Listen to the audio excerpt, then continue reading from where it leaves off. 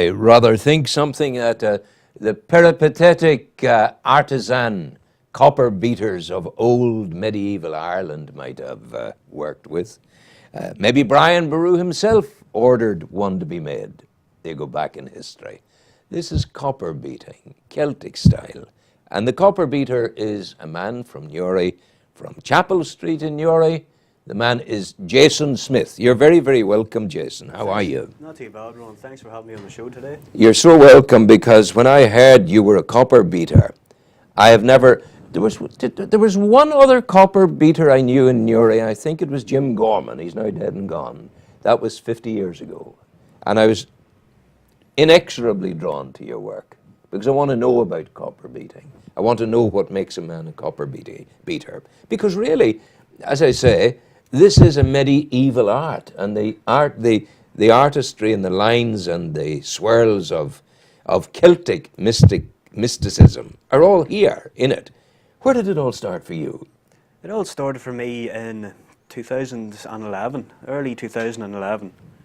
I was introduced, actually seen the first example of copper beating from friends of mine in South Dundalk. Yes. A little place called Stephenstown Pond. Yes. And yes. from there, I was drawn into it and wanted to learn more about it and try and make my own examples. Yes. Where did you go to school? I went to school in St Joseph's High School, just here in Newry, up the Armagh Road. Yes, of course. And was there any indication then, in those days, that you were being drawn into copper beating? Not at all. No. It's actually a rare thing to see. Absolutely, because there aren't any others around at the moment. What, as far as you're concerned, is the history of copper beating? What did you find out about it? I found out that in times past, the finished examples would be used to, say, decorate a room or on the hearth of a fireplace. Yes. Anywhere where it catches light, just to send it back out in a nice warm glow. Light is important. It is. It's very important. Now, you talk about copper being warm. What do you mean? I mean that, well, for example, the colour of it, it's just the way the sunlight or any sort of light catches it. Yeah. It reflects a warm glow.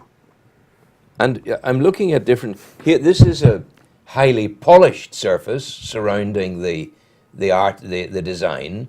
Highly polished indeed. It is, yes. And this is not highly polished. The artwork is highly polished, but the surround is sort of dimpled and hammered out. It is. I've done that there to catch the light on the design.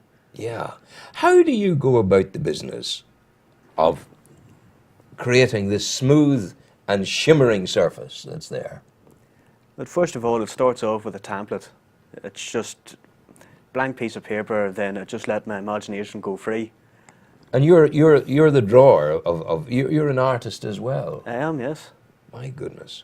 You're talking about imagination going free. What is this for? What is this telling you, or what is an intelligent interpretation of this, would you say?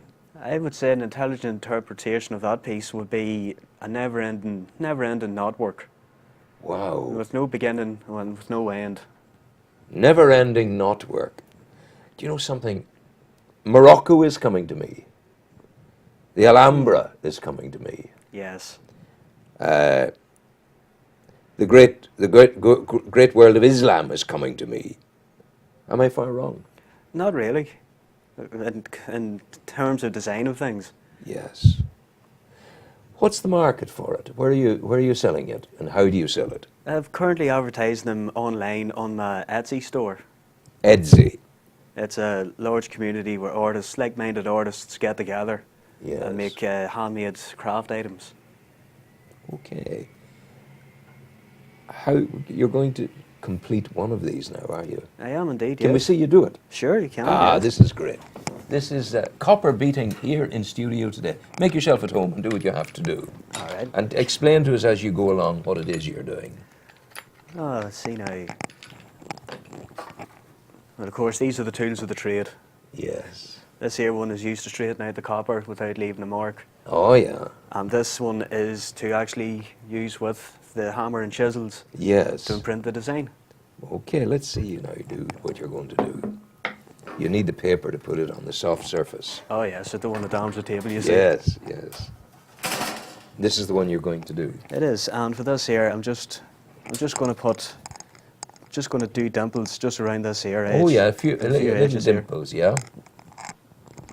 So for this, We're getting as close as we can, are we? Yeah.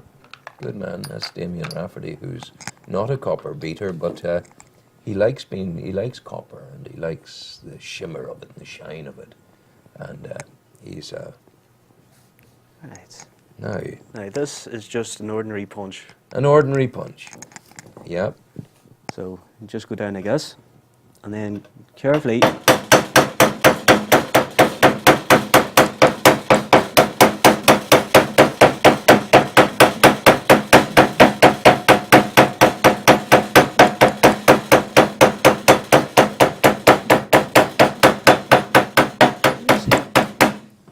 My goodness, you've done all of that. Yes, Could I try a bit of that? you can, sir. May yeah. I? Let me try it. Thank you. Yeah. And there you go. And I just move on it. You just move on it. Just have to keep the punch moving as well.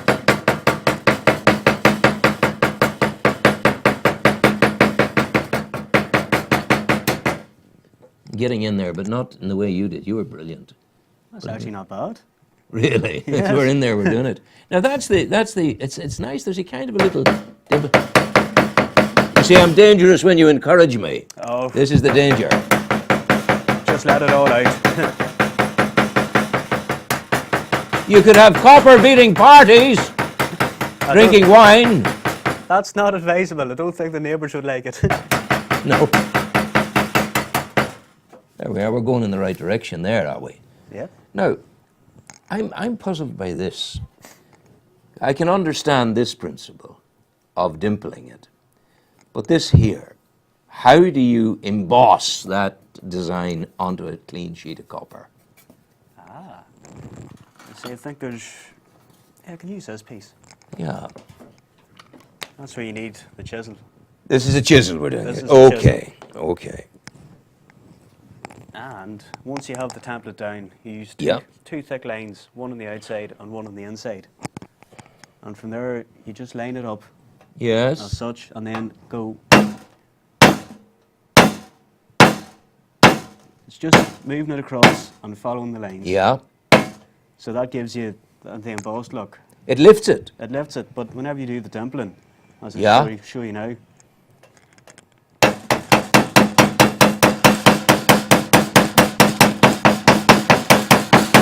it presses down the edge of the copper, Wow, yeah. which you pushed in, giving it the embossed look. Yeah. So the copper actually wants to rise up. It does. It wants to rise up and meet the artist. It's also to meet the light that we're Exactly. talking about. Exactly the Yeah. right. Yes. Now, who is buying? What's your target market for this? Well, the target market at the minute is everyone in the world. However, most of my views and inquiries are from Americans, Yes. which have strong roots for Ireland, the Irish Americans. Yes. They look back in the history and the culture. You see, you're drawing me into something here because I'm listening to you very, very carefully. And it seems to me that the like of that. And why is bog oak coming into my head? Bog oak, I'm also thinking of peat, solid, hard peat that you see. People make statues out of it and Yes, I've a seen design. So that this could be sitting on, maybe not all bog oak, but if you had access to bog oak and a kind of a design around it, simple, but ancient, Yes. you have an ancient practice, you have ancient bog oak, the Americans might go mad for that. They would, yes. God, but you see, the lovely thing of this is its antiquity. I have the feeling that I could be sitting in a castle in medieval Ireland with this, and a harper playing over in the corner. I'm not far wrong. No, you're definitely not. And it's a nice image too. It is a good image, and an image with which to market your copper beating. Is there a community on the island of Ireland of copper beating It is. and copper beaters? Well, actually there is, but it's spread few and far between. Yeah. I think there's around 18 people in Ireland that does this by hand. Yeah. So someone is along the line somewhere, automated the process. They have, unfortunately. Yeah, It's a modern practice to mass production. yeah. Although I prefer to do it by hand because each piece is one of a kind and unique. Yes. But I think you have a secret that you're not sharing. Because I'm trying to figure out how this lovely raised emboss occurs as a consequence of simply tipping around. I just don't understand it. I think there's a wee hidden bit that you're not telling. Nope, everything's all laid bare. My goodness. My goodness. And the materials used in this, Jason, a sheet of copper, what does it cost these days? And where do you get your copper? I actually have a supplier in England, Yeah, and it's just by chance that they have the sheets in whenever they do. yeah. See, as you can see, it's actually pretty thin copper, It is. It is. so it's kind of like hen's teeth to come by. Wow. Nice, it's really, that's just something special. The design of it fascinates me. Yeah. You're going to keep doing this? I am, yes. The way I see it is I'm reviving a sort of dead trade Yeah, you are. You are. and introducing it to the modern world, so why would I stop? What does your family think about it? You mentioned the neighbours if I was having a copper beating party. Obviously, you're doing it at home. What does your family think of it and feel about it? They're actually very supportive on it. And in the house, I use, it's called a drum silencer. It's like a large, thick rubber mat, Oh, yes. which really does deaden the sound. Yeah. So the only thing you'd hear is just the hammering and Yeah. in the house itself. Yes. Although the neighbours, I haven't had any complaints from them, so maybe that's a good thing. You're going all right. But I mean, why is so few people doing it? You know, you're one in the vast area of Newrymourne and down. Well, why not more people? I actually think that there isn't many people that know about this. Yeah. There really isn't any at all. Are you a painter as well as a copper beater? Can you paint? I have been known to pick up a brush and just Yeah. see what I can come up with. That's interesting. Do you see when you mentioned earlier about just taking up a piece of paper and letting go and letting your imagination take over? Could we try something just as Yeah. for the heck of it and see what we do? There's a piece of paper. We'll lift the copper away for now. We'll put that piece of paper now there, and I have a pen here, I do believe. If you don't mind using my pen, there's a pen. Thank you. Now, say I'm coming to you for a commission, Mm. and I would say to you something like, I'd like a piece that reflects my interest, and my interest resides in sailing in the ocean. What would you suggest? Is there something comes to mind? Yes, there is, in fact. Whenever you said sailing, instead of, I'll just put it Yes, landscape yes, view, yes, yes. and then start off gently, just at the front.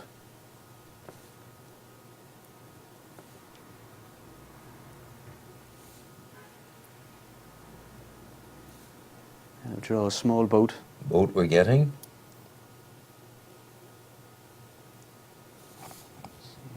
Just do this here. And a nice little boat it is.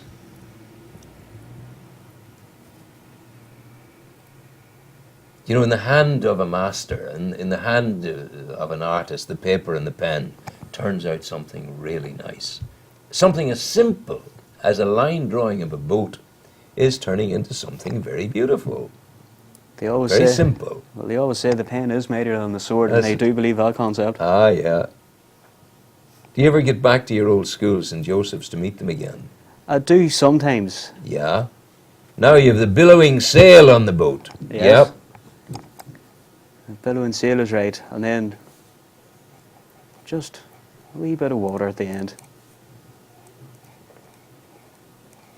Yes. This here. That's your horizon in.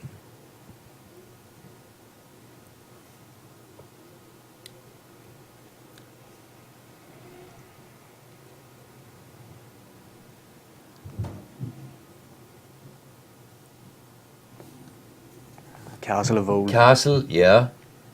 And just draw the- Well done. So you've let it go, and that would be it. That'll be it. Jason, where do people find you? How do they make contact with you? Well, I have a Facebook profile. Right, and what do they put on Facebook to get you? They put in just Jason Smith. Jason Smith, S-M-I-T-H. That's exactly Yeah. right. Jason Smith, and you'll have an exhibition soon, will you? Hopefully so. In yes. the library. In the library, So, that's yeah. right. Lillian, over at the library, get this fellow in soon. This is wonderful work. We should be seeing more of it. Thank you so much for coming in. No problem, Rowan. Jason Smith, copper beater. God bless you. Go well. Take care. Thank you.